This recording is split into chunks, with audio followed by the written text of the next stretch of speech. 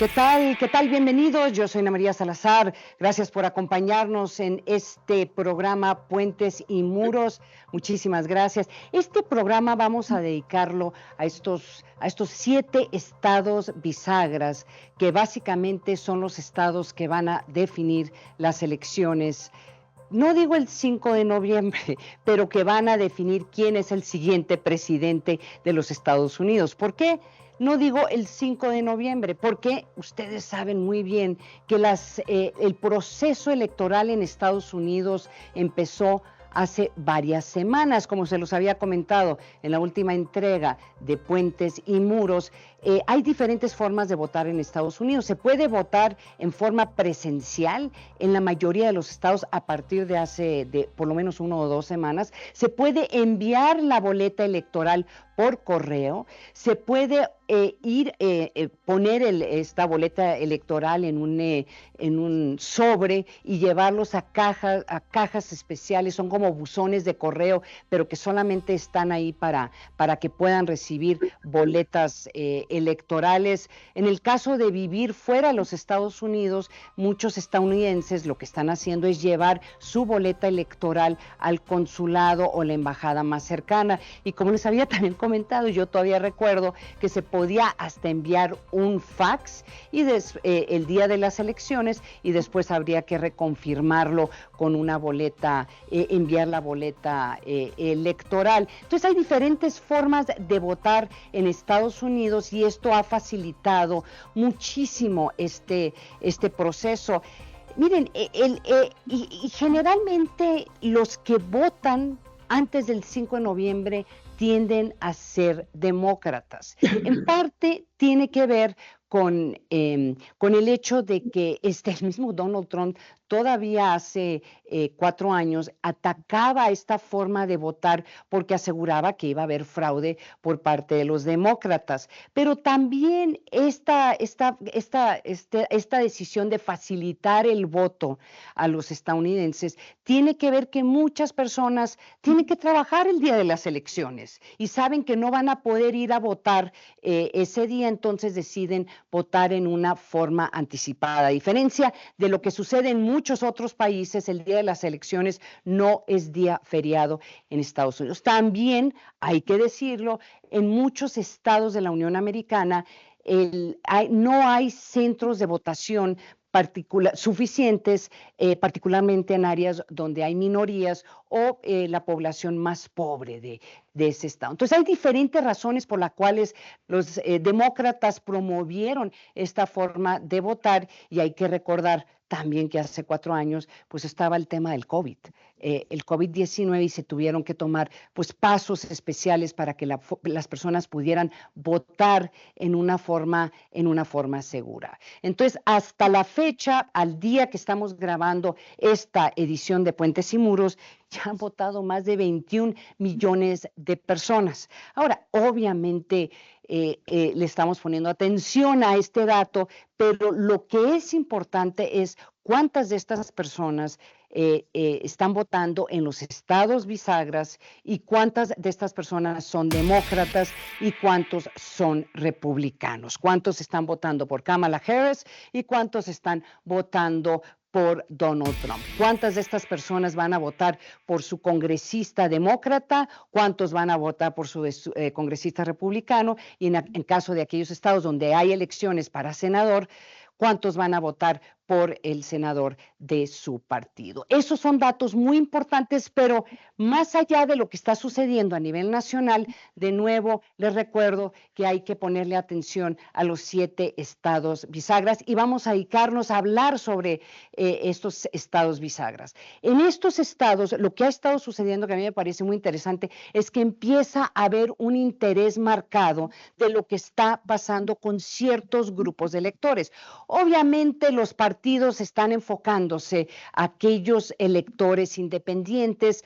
Alguien me comentaba que de todos los estados bisagras, en estos estados solamente el 4% no ha decidido por quién votar, pero de ese 4% hay hasta grupos más pequeños que están poniendo muchísima atención, particularmente esta semana los candidatos a la presidencia. Entre ellos es los electores hispanos, porque surgió una narrativa, y hay que ver qué es lo que están diciendo las encuestas, de que Kamala Harris, la candidata demócrata, había perdido el apoyo de cierto grupo de electores hispanos. Veamos esta encuesta del Pew Foundation, en donde, según esta encuesta, el 57% de los electores hispanos estarían votando por Kamala Harris y el 39% por Donald Trump.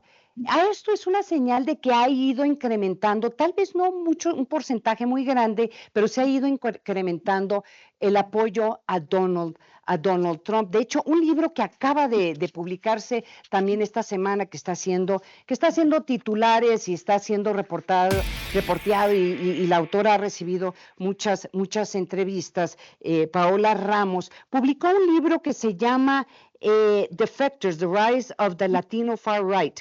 What It Means for America. Y en este libro ella habla de esta nueva ola de electores hispanos que están a la derecha. Son electores que han decidido apoyar un mundo o una visión del mundo mucho más parecido al de Donald Trump que al de, en este caso, de Kamala Harris. Y ella explica por qué. En parte tiene que ver con el fenómeno migratorio, en donde hay grupos de hispanos que se sienten muy alejados del grupo de estos migrantes, pero más allá de eso, también están de acuerdo de que hay que cerrar la frontera, como dice Donald Trump. Además explica pues que el elector hispano no es un elector, no hay un monopolio de qué visión tienen del mundo. Entonces, ojalá que puedan entrar al país, el portal del país. El autor de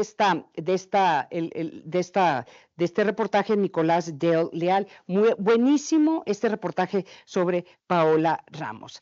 Entonces, el enfoque de esta semana, faltando menos de 10 días para las elecciones, o el 5 de noviembre en Estados Unidos, es sobre este grupo de electores en estos estados bisagras, que parece que tienen una visión dividida de cómo debe de ser el mundo desde la óptica de un elector hispano. Y para ayudarnos a entender qué está pasando con el elector hispano y qué papel está jugando por los diferentes grupos, movimientos sociales, y qué están haciendo las campañas para sacar el voto de los hispanos, me acompaña el día de hoy César Martínez. Es un colega. A través de los años hemos tenido la oportunidad de compartir muchos programas de televisión, muchos programas de radio, pero sobre todo mucho análisis de qué es lo que está pasando con el voto hispano en Estados Unidos. César, bienvenido a esta edición de Puentes y Muros. Y mira,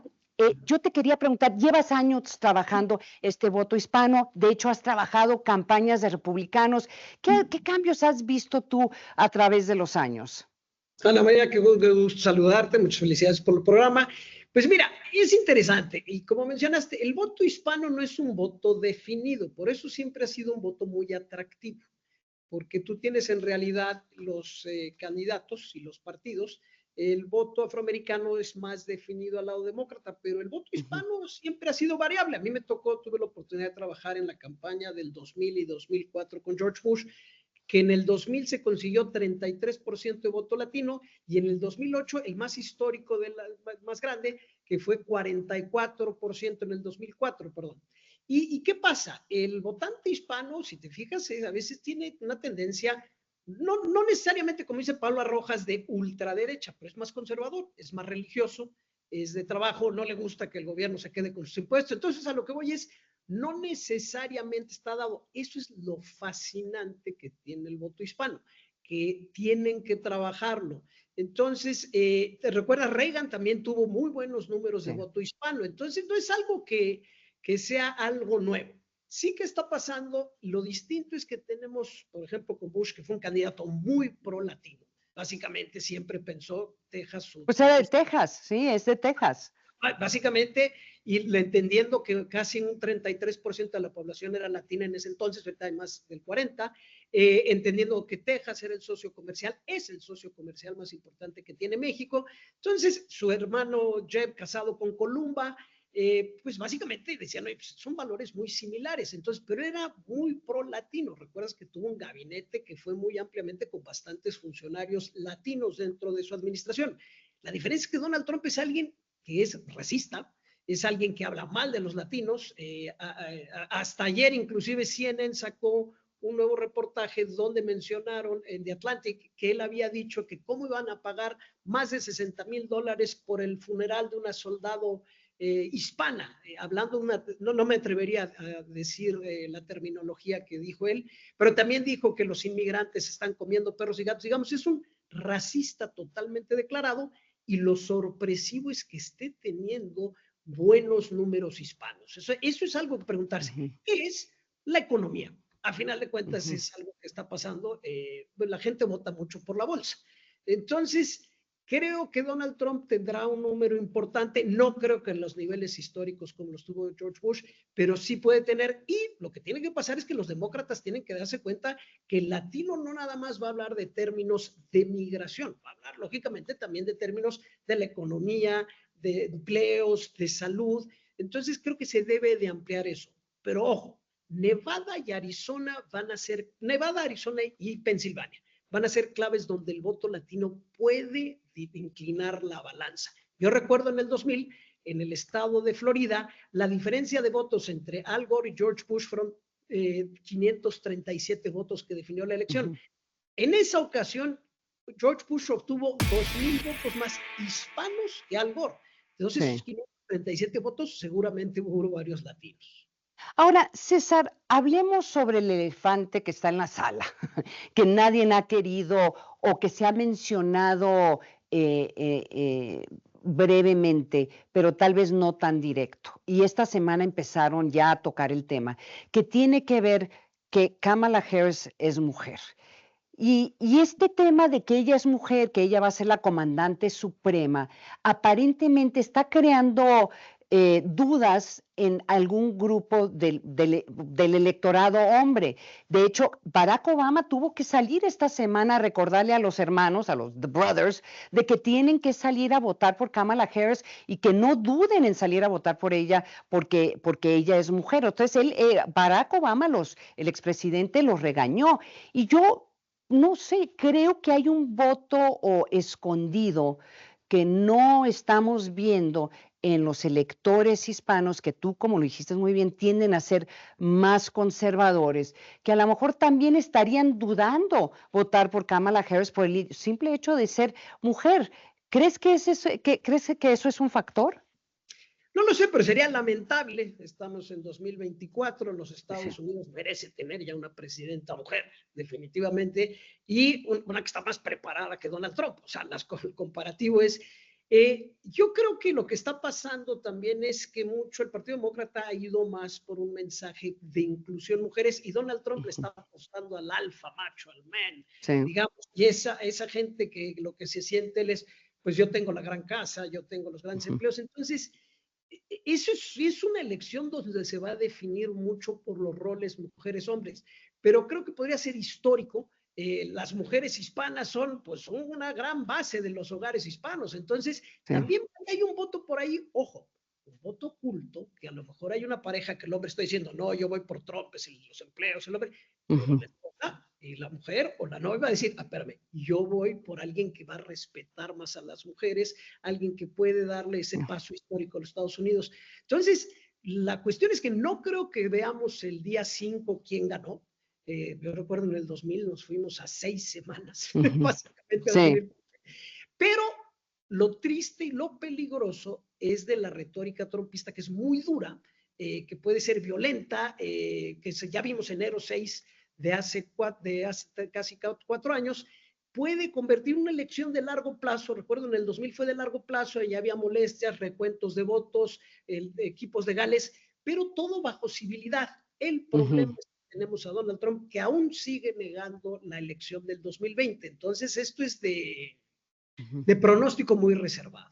Mira, sabes que es muy interesante tu comentario, porque ayer hubo una entrevista con un operador demócrata que decía que esta semana empezaba a salir unos spots por radio que el hispano en Estados Unidos escucha mucho radio en español, que estaba muy enfocado a estos estados bisagras, en donde la hija le dice al papá, oye papá, por favor, no votes por Trump porque no es como nosotros, no nos quiere y además no quiere a las mujeres o no respeta el derecho de las mujeres. O sea, una hija joven hablando con su papá que es de otra generación. Entonces yo creo que los demócratas como que tienen claridad de el impacto que está teniendo Donald Trump en cierto grupo de electores con esta masculinidad tóxica, como le llaman, pero que también han entendido el poder que tienen las mujeres de poder presionar a sus hermanos, a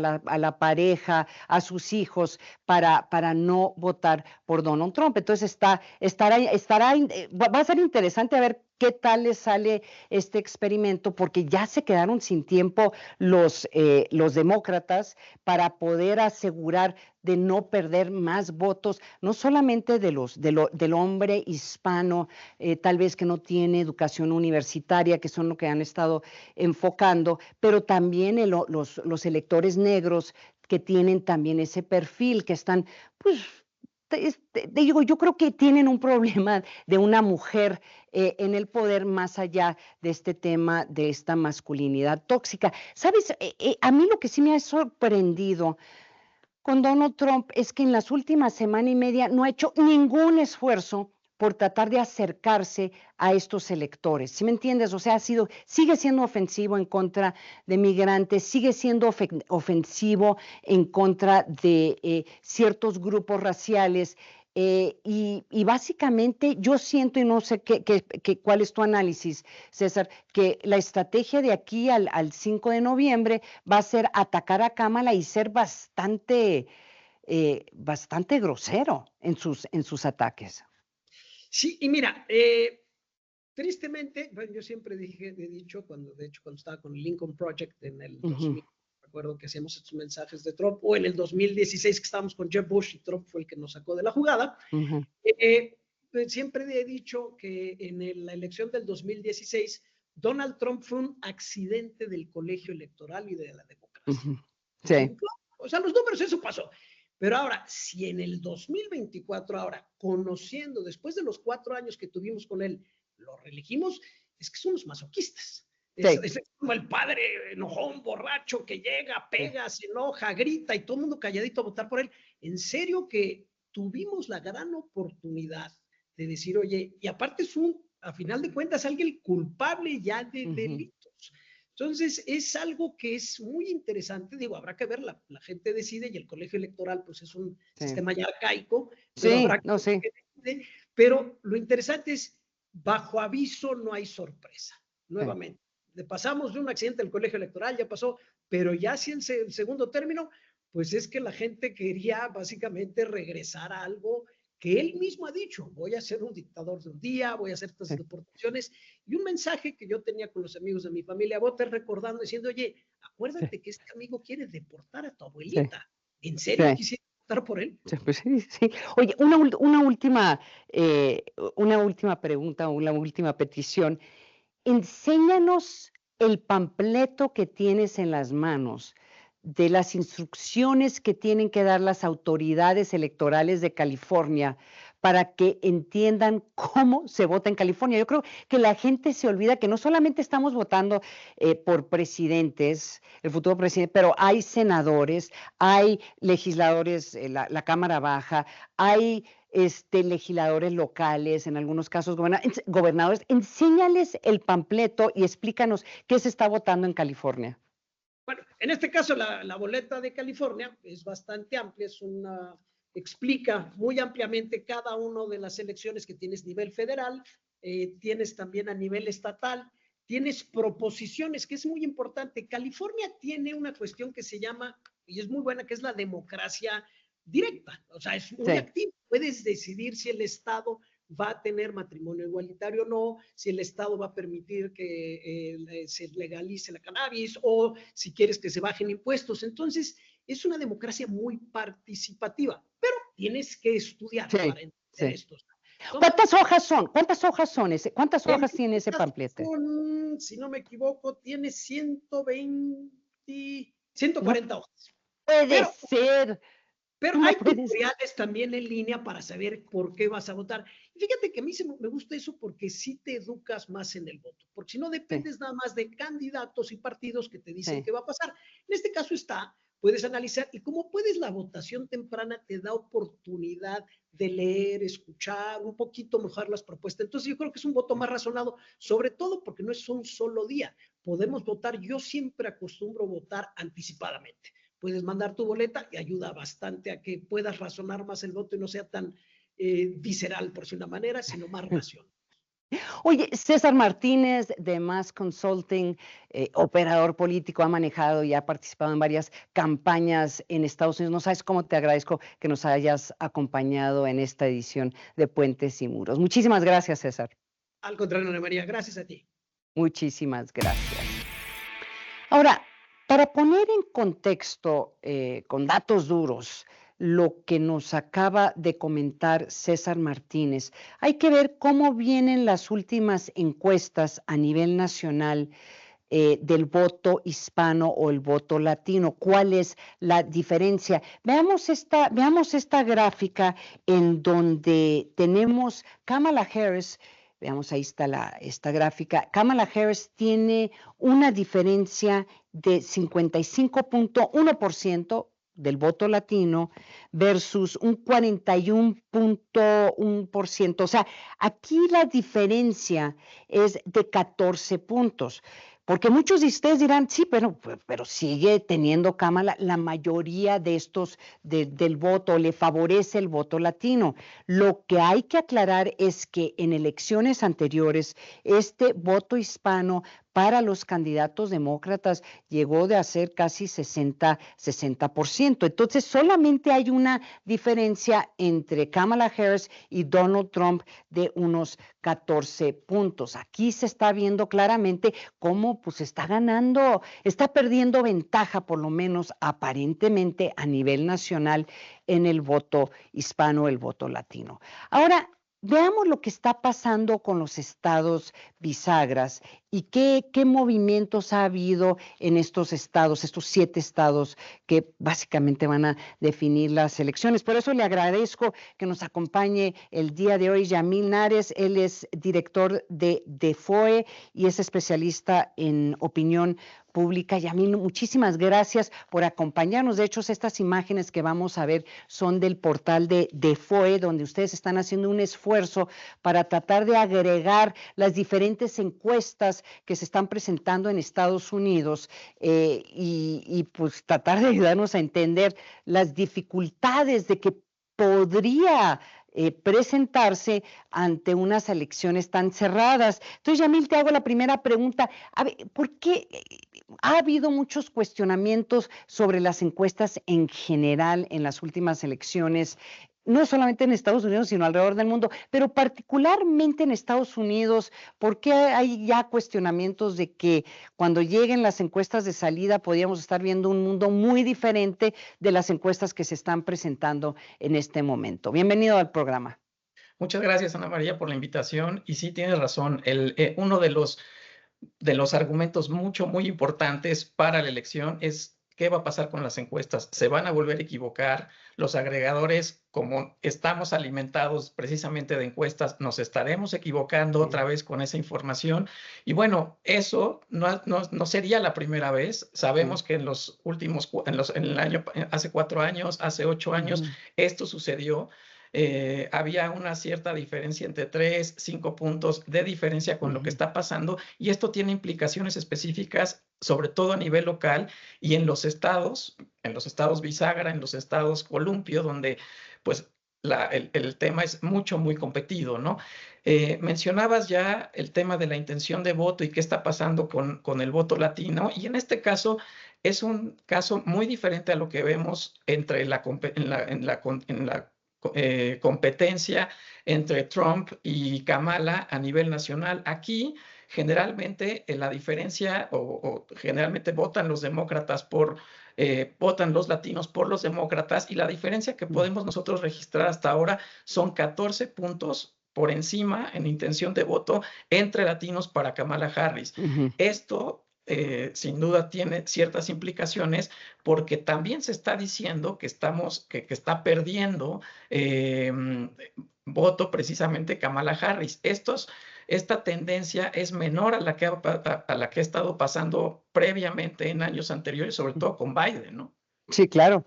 Sabes que, y es importante estos datos porque creo que esta idea o esta estrategia que tenía hasta el mismo gobierno de México en su momento de pues pedir que los mexicanos llamaran a sus familiares en Estados Unidos para sugerir o decirles que votaran por un candidato y no por otro, pues yo creo que simple y llanamente yo creo que nunca va a funcionar porque como nos estaba comentando César, pues el voto hispano en Estados Unidos está muy dividido y hay en algunos aspectos hay alguna parte de ese voto que tiende a está pues como guiándose más hacia la derecha, pero sobre todo lo que les interesa son los temas económicos y los temas en algunos casos, o un porcentaje interesante, la inmigración ilegal hacia ese país también está siendo tema. Entonces, ese llamado que hizo el presidente Andrés Manuel López Obrador en su momento de decirle a los migrantes, voten por aquel candidato que no ataca a los migrantes,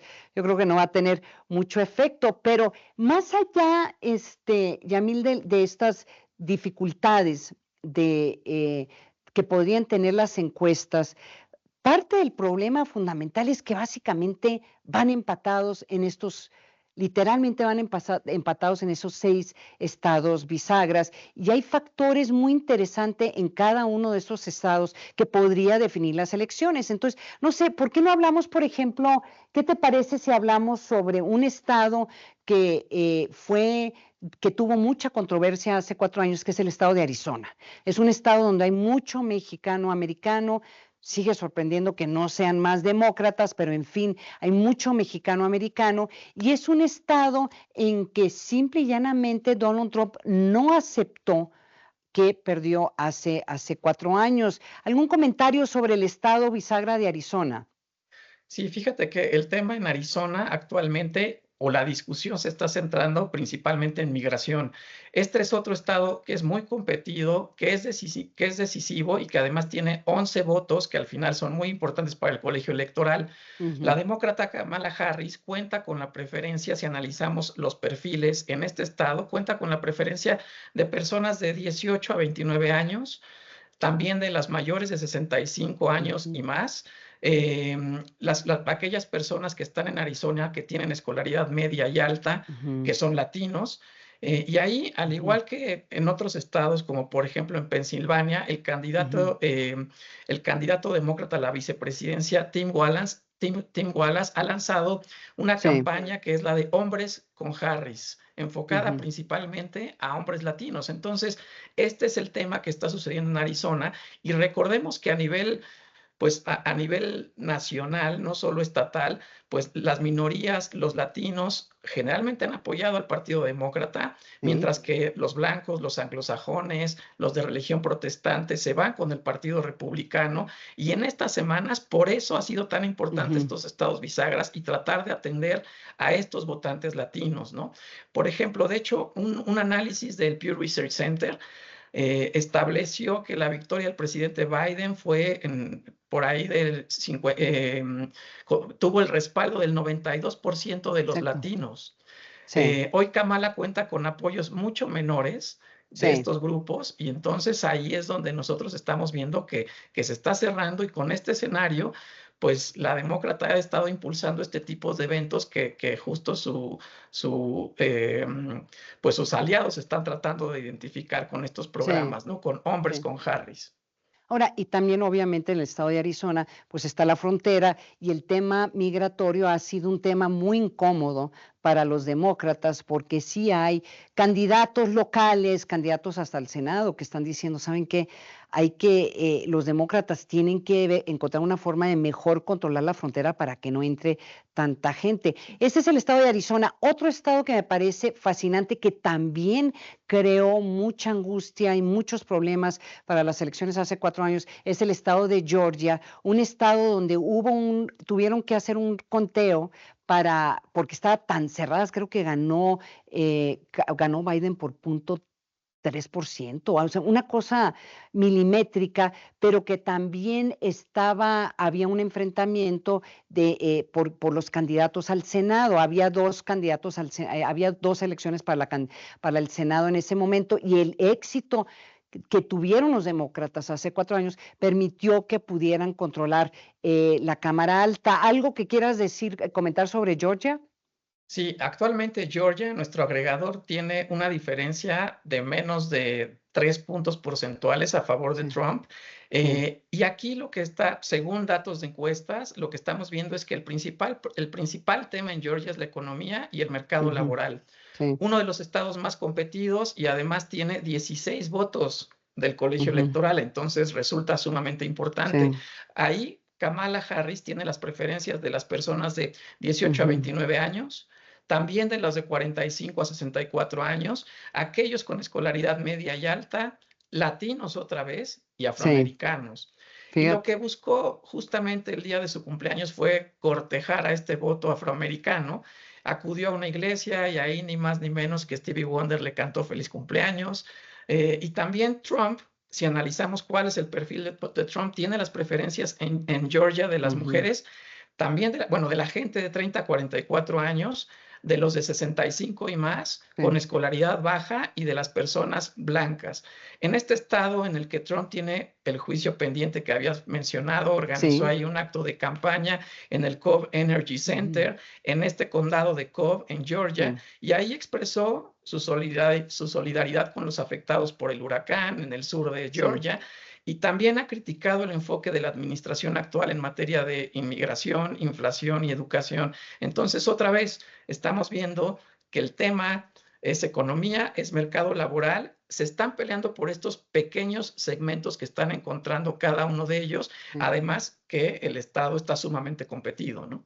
Oye, Yamil, eso del tema del huracán me lleva al estado de Carolina del Norte, en donde ahí sí los encuestadores, estaba escuchando algunas entrevistas el día de ayer, están muy preocupados del impacto que podría haber tenido el huracán Helene en Carolina del Norte, en donde hubo mucha destrucción, mucha muerte, pero también pues hay cuestionamientos de la capacidad que va a tener el estado para poder asegurar que la gente pueda votar el 5 de noviembre. Por eso están empujando a la gente que traten de votar por correo o buscando mecanismos que la gente pueda votar sin tener que movilizarse mucho, Yamil. Así es. Y Carolina del Norte también, pues está a menos de 3 puntos porcentuales la diferencia, Sí. es pro-Trump con el agregador que tenemos ahora, y ahí, déjame te cuento un poquito, el principal o los principales temas que se están hablando en Carolina del Norte son migración, inflación y costo de vida. Sí. Carolina del Norte tiene 16 votos del colegio electoral, también resulta imprescindible, Ujú, y la campaña de Kamala Harris tiene la preferencia aquí principalmente de hombres, de personas de entre 18 y 44 años que tienen escolaridad ujú, alta, que son latinos y que son afroamericanos. Ahí sí. quiso fortalecer recientemente su base y se presentó en el campus de la Universidad del Este de Carolina, en la ciudad de Ujú, Greenville, y planteó la agenda o su agenda de A New ujú, Way Forward. sí.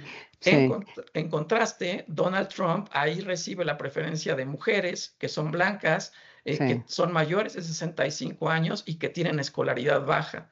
En este estado ha sido, pues como bien mencionadas, muy golpeado por el huracán Helene, y Trump organizó en estos días un meeting en el que enfocó su mensaje para criticar la respuesta federal a los desastres provocados del fenómeno meteorológico, ¿no? Entonces, Sí. otra vez, Carolina del Norte competido y peleándose justo por los segmentos más importantes de este estado, ¿no, Ana?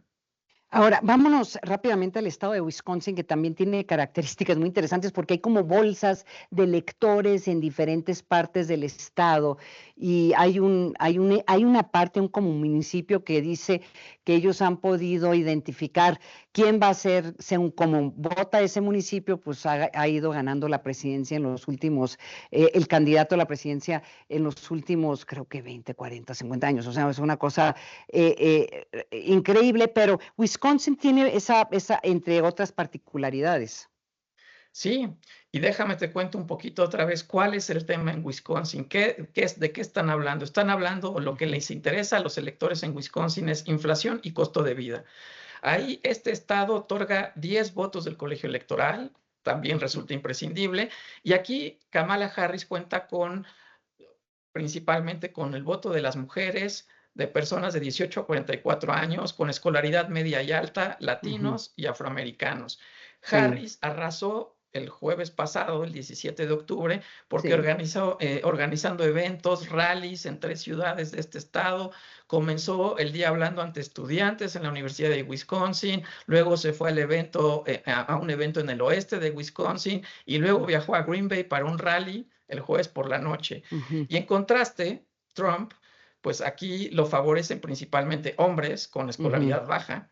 Y aquí lo que está haciendo Trump para fortalecer su base es que se reunió con partidarios en el condado Sí. de Dodge, en Sí. el aeropuerto del condado de Dodge, y el domingo 6 de octubre, y ha estado visitando de manera constante este estado en particular, ¿no? Entonces, Sí. otra vez, son 10 puntos del colegio electoral, y cuando la diferencia son 20, 25 puntos votos del colegio electoral, pues hay que ir a Wisconsin, ¿no?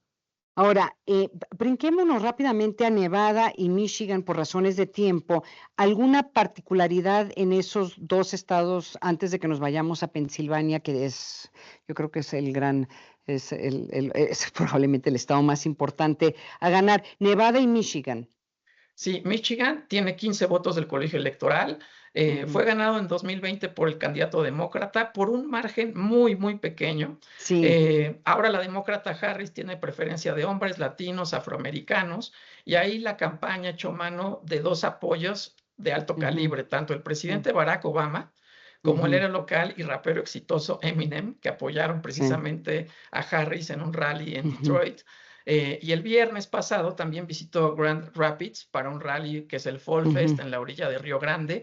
Y entonces, bueno, están yendo por todo Michigan. Trump, por su parte, se quedó a menos de 200,000 votos para ganar este estado, y también tiene bueno, acá él tiene el apoyo de mujeres, personas de 18 a 44 años, y además una escolaridad baja y que son blancos. Ahí el candidato tiene programado visitar en fechas próximas para 2 rallies más, uno en Traverse City el viernes 25 de octubre y Novi el sábado 26. Eso con Michigan. Nevada tiene 6 votos del voto electoral, y es un estado, pues sí, bisagra, y Kamala tiene la preferencia entre hombres, personas de 30 a 44 años, con escolaridad media y alta, que son latinos y afroamericanos. Para fortalecer el mensaje al grupo de personas que están cerca de ella, el candidato demócrata a la vicepresidencia, Tim Walz, lanzó lo que mencionábamos anteriormente, hombres con Harris. Y Trump tiene la intención de voto de mujeres, de personas más jóvenes de 18 a 29 años, pero también la orilla de mayores de 65 años con escolaridad baja. Y ahí Trump tiene pensado regresar a Las Vegas el jueves 24 para ser el orador principal en el rally United for Change, organizado por Turning Point PAC y Turning Point Action. Entonces, Nevada es de los más cerrados de todos, a pesar que solo tiene 6 votos electorales. Entonces, también esto es importante, ¿no? En Michigan también hay que decirle al auditorio, hay un grupo de electores árabes que han dicho que tradicionalmente votan por demócratas, pero que le han dicho a Kamala Harris que no van a votar por ella, ya sea votan por un candidato independiente, y vamos a hablar sobre ese tema en la siguiente edición de Puentes y Muros, o simple y llanamente no van a votar, que eso quiere decir que es un apoyo. En Pensilvania, rápidamente, ese es el estado a ganar. Han estado visitando casi cada 2 o 3 días el estado de Pensilvania. Rápidamente, Yamil, porque se nos acaba el tiempo, ¿quién va a ganar el estado de Pensilvania según los agregadores? Híjole, ese es un gran dato. Ahorita la ventaja tiene 1.39 arriba a Harris. Y ha estado durante toda la campaña a diferencias de menos de 3 puntos. Es prácticamente un volado. Y ahí de lo que se está hablando es de migración, economía, mercado laboral, inflación y costo de vida. Este estado, como bien mencionas, es una joya, la joya del colegio electoral Claro. en los estados bisagra, porque representa 19 votos. Ujú. Y bueno, pues ahí Kamala tiene a su favor a personas jóvenes con Sí. escolaridad media y alta y personas latinas y afroamericanas. Por su Ujú. parte, Trump tiene a su favor hombres blancos entre 45 y 64 años con escolaridad Sí. baja. Y para refrendar el mensaje entre su base, acuérdate que realizó 2 notables actos de campaña. Se presentó Ujú. en el partido de la NFL, de los Acereros de Claro, Pittsburgh, la sí. semana pasada, el domingo, y realizó un acto en el que se puso a trabajar en McDonald's por un rato, ¿no? Entonces, Sí. pues están caminando estos estados, sin duda van a estar regresando a Pensilvania y van a tener targeteados a los distintos segmentos de la población en estos Sí. principales estados, ¿no, Ana?